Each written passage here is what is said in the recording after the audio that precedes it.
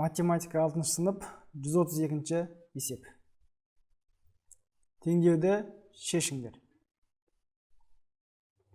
Бірінші есептен бастап қарастырайық. Бірінші есептің берілген мұнда тұр. Есепті шығарылуымен.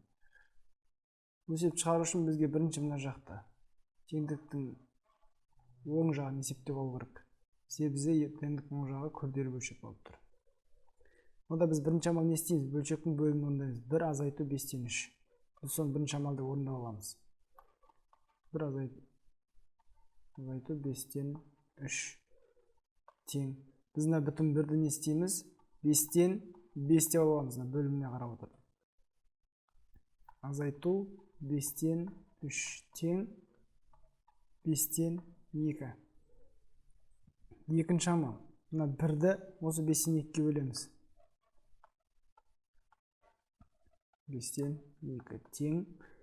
Бөлуді көбейтіп алмастырамыз. Сонда 1 көбейтілген 2-ден 5 тең 2-ден 5-ке шейін 1-ге көбейтсек, өз шығады. Енді бізде шықты есеп. Сонда бізде қалай болды? X минус 1 тең 2-ден 5-ке. X тең минус 1-іміз қарама қарсылыққа плюс 1 өтеді. 2-ден 5 плюс 1. Демек, x тең 2-ден 5-тің өзін біз қалай жазыламыз? 2/2-ден 1 қосу 1 деп жазсақ, онда қалай болады? 2-ге 1 болсаңыз 3. 3/2-ден 1. Екінші есепті қарайық. Есеп берілген мұнда тұр. Дәл жаңағыдай оң жағын күрделі бөлшекті есептеп аламыз. Екінші есептің бірінші амалы. 4 азайтылған 1/2-ден 1. 4-ті біз бөлшекте аламыз. 3 бөліміне қараймыз. 2 болса 2-ден 2 деп аламыз. 5 болса 5-тен 5. Азайту 1/2-ден 1. 3-тен 1-ді азайтамыз. 2. 2-ден 1-ді азайтамыз. 1 бөлімі 2 өз жазады. 2/2-ден 1. Екінші амалымыз.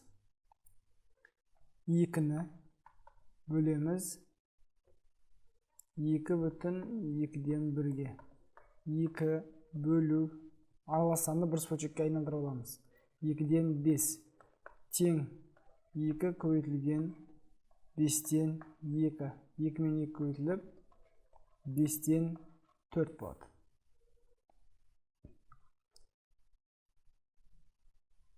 Үшінші амал. Біз не істейміз? Бастапқы күйге келеміз. X минус 2 тең бөлшектің бетін орындап алдық. Оң жағын. Оң жақта не шықты? 5-тен 4 шықты. X тең азайту 2-міз қарама қарсылыққа қосылу өтеді. 5-тен 4 қосылған 2.